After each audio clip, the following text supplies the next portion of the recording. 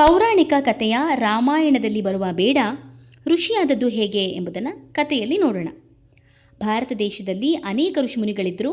ಅಡವಿಯಲ್ಲಿ ನದಿ ತೀರದಲ್ಲಿ ಆಶ್ರಮ ನಿರ್ಮಿಸಿಕೊಂಡಿದ್ದ ಮುನಿಗಳು ಯಜ್ಞಯಾಗಗಳನ್ನು ಮಾಡುತ್ತಾ ವಿದ್ಯೆಯನ್ನು ಕಲಿಸ್ತಾ ಇದ್ದರು. ಮುನಿಗಳ ಆಶ್ರಮಗಳು ವಿದ್ಯಾ ಕೇಂದ್ರಗಳಾಗಿದ್ದವು. ಇಂತಹ ಹಲವು ಪ್ರಸಿದ್ಧ ಮುನಿಗಳಲ್ಲಿ ವಾಲ್ಮೀಕಿ ಮಹರ್ಷಿಗಳು ಸಹ ಒಬ್ಬರಾಗಿದ್ದರು. ಇವರು ಮೂಲತಃ ಬೇಡರಾಗಿದ್ದು ಋಷಿಗಳಾದದ್ದು ಕುತೂಹಲವನ್ನು ಉಂಟು ಮಾಡುವ ಸಂಗತಿಯಾಗಿದೆ. ಅಡವಿಯಲ್ಲಿ ಬೇಡನು ತನ್ನ ಹೆಂಡತಿ ಮಕ್ಕಳೊಂದಿಗೆ ವಾಸವಾಗಿದ್ದನು.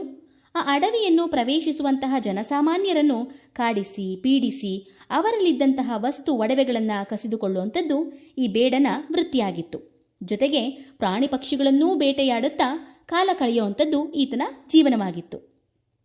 ಒಮ್ಮೆ ನಾರದ ಮಹರ್ಷಿಗಳು ಆ ಒಂದು ಕಾಡಿನ ದಾರಿಯಲ್ಲಿ ಹೋಗುತ್ತಿರುವಂತಹ ಸಮಯದಲ್ಲಿ ಬೇಡನು ಅವರನ್ನು ನಿಲ್ಲಿಸಿ, ನಿನ್ನಲ್ಲಿರುವಂತಹ ವಸ್ತು ಒಡವೆಗಳನ್ನು ಕೊಡು ಎಂದನು.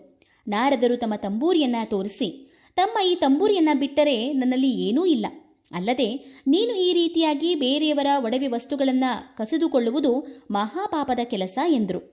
ನೀನೇಕೆ ಇಂತಹ ಕೆಟ್ಟ ಕೆಲಸ ಮಾಡುತ್ತೀಯಾ ಎಂದು ನಾರದರು ಕೇಳಿದಾಗ ಬೇಡನು ಹೆಂಡತಿ ಮಕ್ಕಳನ್ನು ಸಾಕಲು ಈ ರೀತಿ ಕೆಲಸ ಮಾಡುತ್ತಿದ್ದೇನೆ ಎಂದು ಉತ್ತರಿಸಿದನು.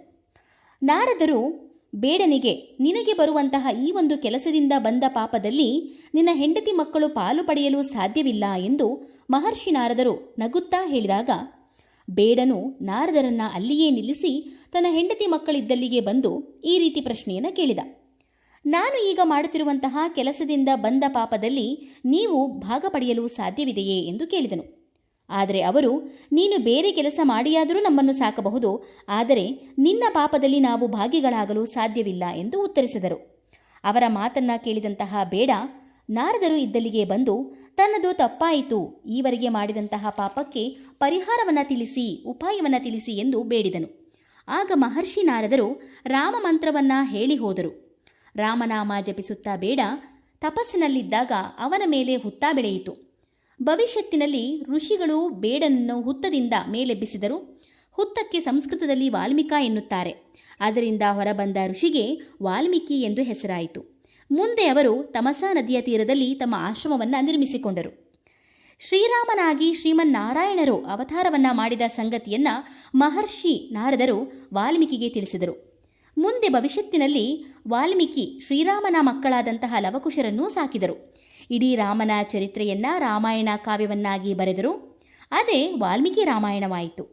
ಒಮ್ಮೆ ನದಿ ತೀರದಲ್ಲಿ ಮತ್ತೊಬ್ಬ ಬೇಡನು 2 ಕ್ರೌಂಚ ಪಕ್ಷಿಗಳಲ್ಲಿ ಒಂದನ್ನು ಕೊಂದಾಗ ಇನ್ನೊಂದಕ್ಕೆ ದುಃಖವಾಯಿತು. ಅಂತಹ ವಾಲ್ಮೀಕಿ ಬೇಡನಿಗೆ ಒಳ್ಳೆಯದಾಗುವುದಿಲ್ಲ ಎಂದು ಹೇಳಿದ ವಾಕ್ಯವು ಕಾವ್ಯ ರೂಪವಾಗಿ ಮೂಡಿಬಂದಿತು. ಅದೇ ಮುಂದೆ ರಾಮಾಯಣ ಕಾವ್ಯ ರಚನೆಗೆ ಪ್ರೇರಣೆಯಾಯಿತು. ಅಂದಿನಿಂದ ರಾಮಾಯಣವನ್ನು ಆದಿಕಾವ್ಯವೆಂದು ವಾಲ್ಮೀಕಿ ಮಹರ್ಷಿಗಳನ್ನು ಆದಿಕವಿ ಎಂದು ಕರೆಯುವುದು ವಾಡಿಕೆಯಾಗಿದೆ. ಧನ್ಯವಾದಗಳು.